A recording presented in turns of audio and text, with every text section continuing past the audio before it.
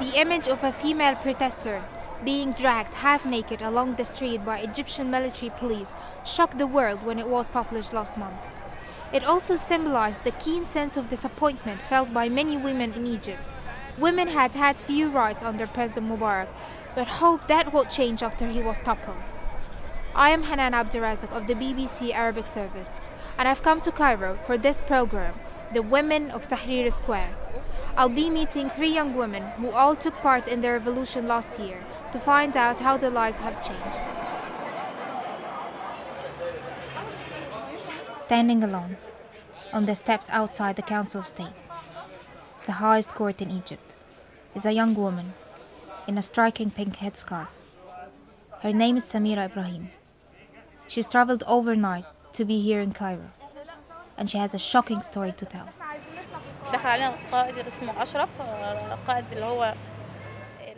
A general from the military prison came in and asked which of us were married and which of us were unmarried. He told us to stand in 2 lines. I stood in the unmarried women's line. The married women were allowed to sit down again, but we had to stay on our feet. Then we were called one by one into another room. Samira had been arrested along with 17 other women while demonstrating in Tahrir Square back in March. There were several officers and soldiers in there, and a woman who told me to undress because they wanted to check if I was a virgin. I told her this wasn't legal, and they had no right to ask me to strip naked in front of everyone. The test was done by a man. He used his hand, and it took him 5 minutes. She told me it was the worst day of her life. Afterwards, I went back to the other room, and they called for the next girl. I really wanted to die while it was happening. I wished that I'd never seen a day like this. You just can't imagine the humiliation, the injustice of it, the way they tried to make you regret that you had stood up and said no to tyranny, no to corruption, the way they tried to make you regret taking part in the revolution and even hate the revolution. Samira was later given a 1-year suspended prison sentence for thuggery. She's here today because she's hoping for a decision in a court action she's brought against the ruling military council. She wants the judge to rule that what happened to her was illegal. This takes some courage. 1 woman against the Egyptian military establishment. She says most of the others who were subjected to similar humiliation are reluctant to speak out. I've been in contact with the other girls, but most of them are afraid to do anything about what happened to them. They are afraid to take part in any more protests, especially after I started receiving threats over the phone. People ring me and say, "Be careful, you'll end up like Khalid Saeed. He was the guy beaten to death by the police in 2010. Some of the other girls have tried to persuade me to stop, but I'm determined to carry on with this case, whatever price I have to pay." That this all happened 3 weeks after President Mubarak was forced from office added to the outrage felt by many Egyptians when Samira's allegations came out. Women had played a major part in the 18 days of protest that had toppled Mubarak. Like all Egyptians, they felt liberated. But now it seemed they were being treated with the same brutality as before. During the 18 days, I used to be at the checkpoints of Qasr al-Nil. They always needed women here. This is Sally Zohni, and I've been following her on Twitter. She tweets a lot. She's 24, and she runs youth projects for UN women. On her Twitter page, Sally describes herself as loud, progressive, and feminist. She was one of the volunteers on the barricades they put up around Tahrir Square last January, checking the identities of people coming in. And it was exhausting, like coming from work, parking your car, staying here for hours, checking people's bags and trying to be nice because you're not supposed to be like a mean person. Give me your bag, give me your ID. We're just trying to encourage people to come and don't be afraid and Hi, good morning, good evening. Can I check your bag? I'm sorry. I have to do this just for security. But she also had a very disturbing experience, one that she's still living with. It was in the first week of the revolution, and I started receiving so many phone calls and messages. We will miss you, we love you. Sally had no idea what people were talking about. But gradually she realized. Everyone thought she was dead. Another woman, also called Sally, had been killed a couple of days before. It was pretty weird that people would ring her phone thinking she was dead. But that's what happened. Then a cousin of mine, she called me and she was crying hysterically. Where's the body? Where's the body? We need to get the body. I'm her cousin. I had no idea what she was talking about. I'll ask her, what body? She started screaming and crying and telling me, we knew everything. I'm her cousin. How come you're so insensitive? You're being very rude. And then she hung up. Even Sally's parents thought she was dead. My parents didn't even think of calling me. They just took it as a fact. Wow. And they started preparing for a funeral and booking a place. And it wasn't easy telling people I'm not dead. I'm alive. I'm sorry, I'm alive. It wasn't easy, and it's still not easy. People still call to this day to ask, okay, it's been a year since Sally's dead, and we want to know what her family are preparing and how can we help. So how did your parents find out that you're still alive?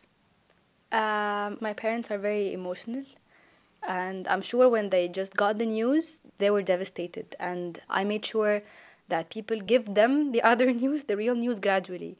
Tell them, don't listen to any rumor, let's go check first, let's wait. She might not be dead. And then very late phase, I called. And then when I came home, I expected like all this flow of love, and I received the flow of yelling and screaming, and you're not leaving your room in your life again kind of attitude. And I was like, I was supposed to be dead and you should be happy I'm alive. And they were like, no, you're grounded for the rest of your life. It's a lovely sunny day. We're in a suburb of Cairo. It's called Nasr City. We're stuck in traffic. Cairo is well known for its traffic jams, but maybe it's even worse today because today is election day and it's the first parliamentary elections since the fall of the Mubarak regime. We've just passed a line of people queuing up to cast their votes. And I'm on my way to meet Sarah. Sarah is 19 years old and she's a member of the Muslim Brotherhood group. And I'm really hoping that we can find a polling station where she's going to vote. Yeah, here she is. Hi. How long have you been waiting here? Sarah Mohammed is a student. She also protested in Tahrir last year. But whereas Sally wears jeans, Sarah wears a long skirt. Sally's curly hair blows in the wind. Sarah's is carefully covered by her headscarf. Is it your first time to vote in elections? Yeah, this is the first time. I feel great actually because this is the first time to have free elections and true one. So what are the important issues that will make one party is better than the other and will make you vote for it? Okay, actually for me it's the first thing, education, and then developing, the way they are going to develop the country. So I think that we need a lot of people or new people who are thinking out of the box. Actually, the last 30 years or even 60 years, the people who were ruling the country were above the 50. So for me, I think that I'm gonna vote for the people who are mainly youth. Just they have new thoughts for the country. The Muslim Brotherhood runs a political party, the Freedom and Justice Party. It's probably the best organized party in the country. It even has volunteers out to help people in the voting line. One of them, a tall girl in a headscarf and sunglasses, tells me her name is Shaima. I was just telling everyone that they should make sure that the form that they're writing in has the stamp of the elections committee so that their votes won't be suspended. Okay, so we're here to make sure that nothing wrong happens in these elections. Yeah, do you tell them to vote for the Muslim Brotherhood? Do I tell them to vote for the Muslim Brotherhood? No, I just tell them that Assam Mukhtar and Muhammad Yusuf, who are the Muslim Brotherhood candidates? Yes, I just tell them who they are, and it's up to them to vote or not. Shaima is only 16, so she's too young to vote. For me, it's interesting to see women out on the street supporting the Brotherhood, at the same time as women are prevented from holding any positions on the organization's ruling committees. Shayma says this is because of the past, when members of the Brotherhood were routinely persecuted. I think that was due to the difficulties and the hardships that the normal members of the Brotherhood were facing. Let alone if they are one of the leaders. A woman could not have gone through all of these, or they couldn't have let her go through all of these hardships. Yeah, but these hardships are over. They've been things have been different for 10 months now, and we still don't see a single woman in the Shura Council or the guiding office in the Brotherhood. We're debating this with them. Believe me, we're doing our job.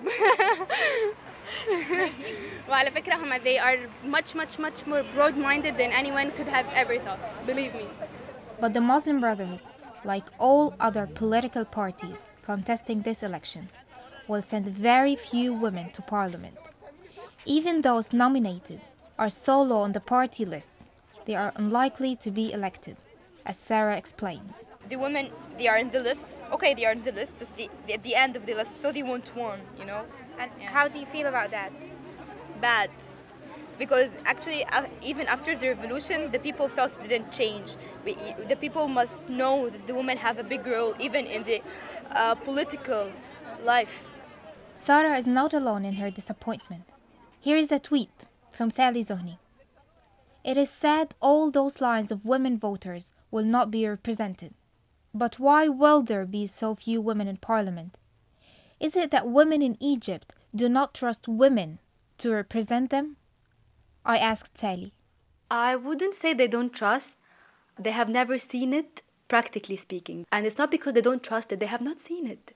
If I ask a simple woman, vote for a woman, she would think, have I ever seen a woman in the parliament? Have I ever heard of a woman that I know speaking in political issues? No. Not because she doesn't trust her, it's because she doesn't know she exists. And that's the problem. The parties have not invested much in women.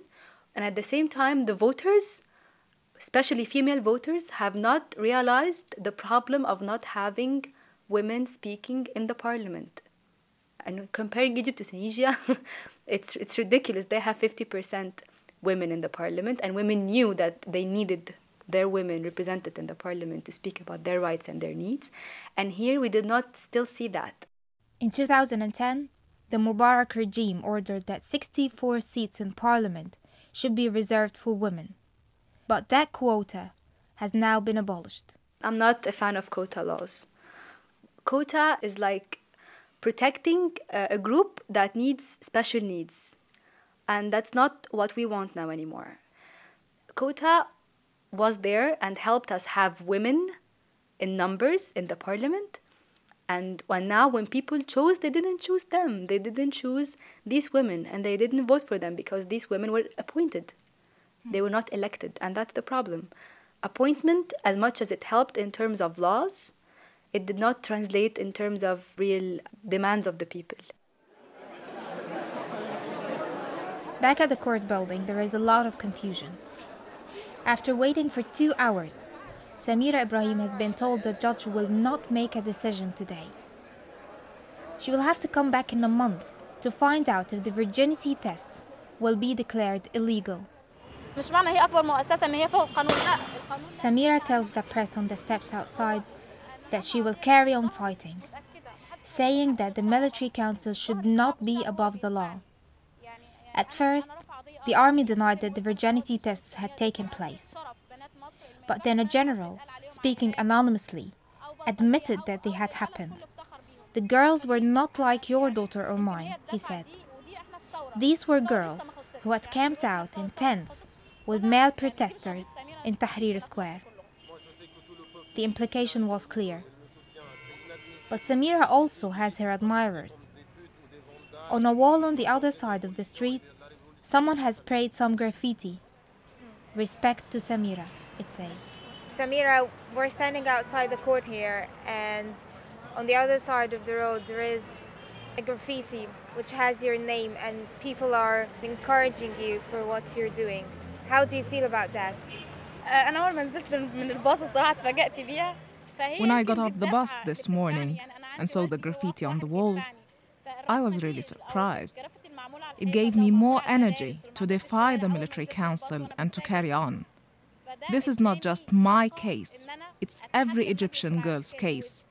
What happened to me could have happened to any other girl in Egypt.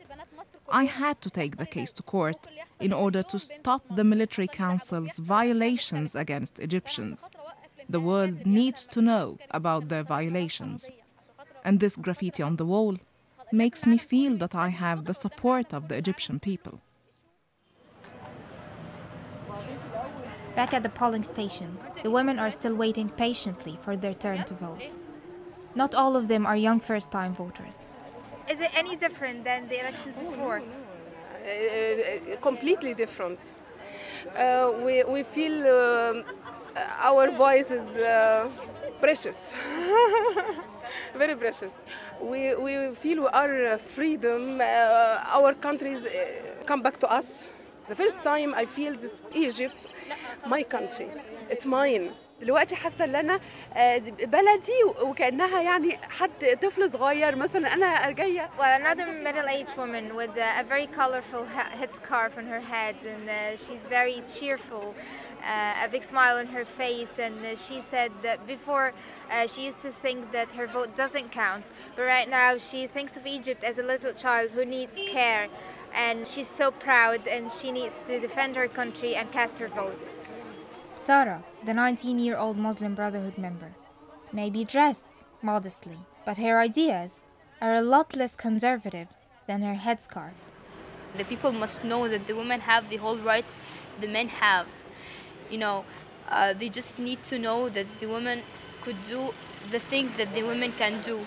A lot of things, because actually the people here believes that the woman just is good at raising up children. This is not true. Yeah, she has to raise up children. This is the main thing. But in the same time, she can work in politics. She would run in the NGOs, for example, or work in charity. It's the same as the men do.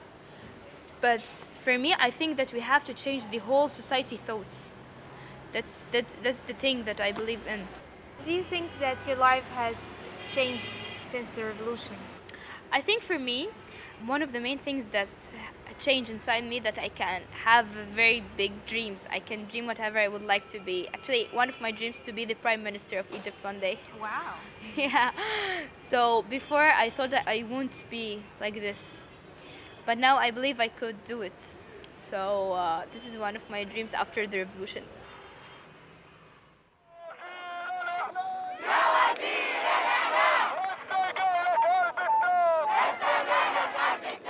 It's become a bit of a joke among young protesters in Tahrir Square that while they're not scared of tear gas and rubber bullets, they are frightened of their parents finding out where they are.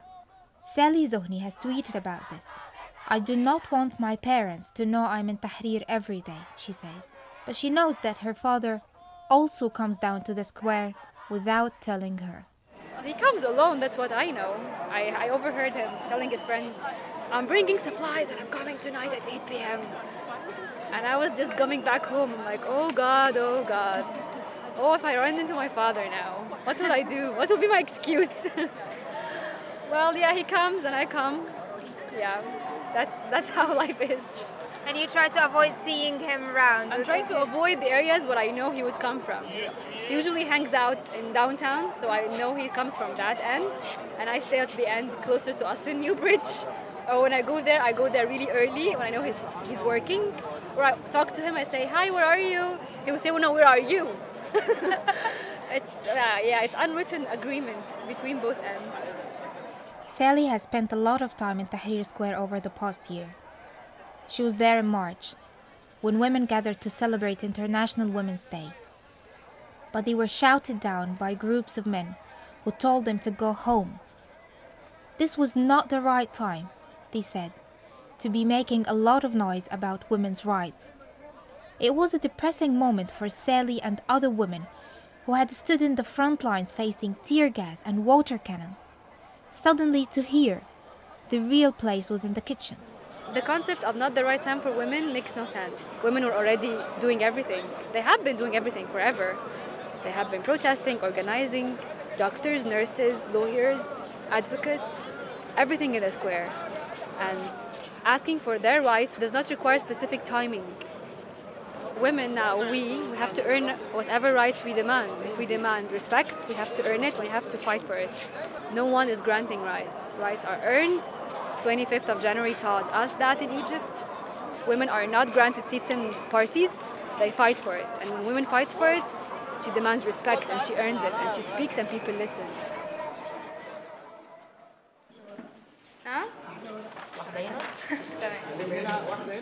After 2 hours of waiting, Sarah has finally made it into the polling station. I'm not going to lock Sarah. Sarah's giving her vote now. Done? Just finished, yeah. I just give my voice to the people I would like them to represent me. أحط فين هنا? Whom did you vote for? For freedom and justice. The Muslim Brotherhood. Yeah. And how do you feel now? I feel this is a good feeling. Actually, this is a very good feeling.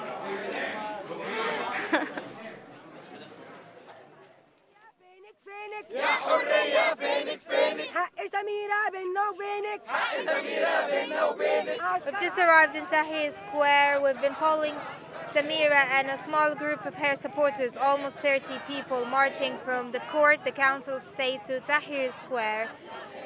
They've been trying to raise awareness of Samira's case, holding and carrying banners that read, "We are all Samira Ibrahim." They've been chanting against the military council. They've been chanting against Field Marshal Tantawi.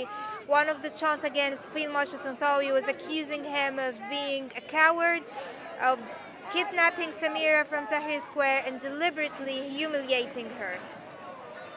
Samira and I sit down for a few minutes. It's been a frustrating day.